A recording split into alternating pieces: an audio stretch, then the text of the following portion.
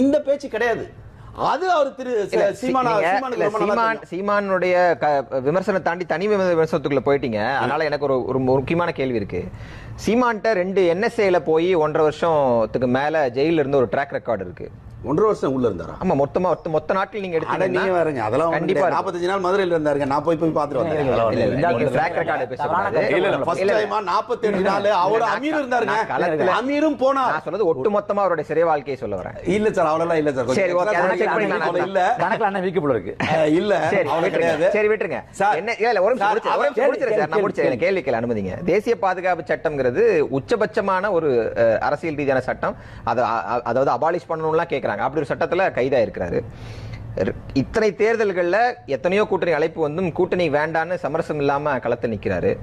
50% பெண்களுக்கு இடஒதுக்கீடு கொடுத்து களத்துல பெண்களை நிறுத்தி இருக்கிறாரு. தலித் மக்களை பொது தொகுதியில் நிறுத்தி பரிசோதனை முயற்சியில செஞ்சுட்டு இருக்காரு. இந்த முறை செய்ய போறேன்னு சொல்லியிருக்காரு.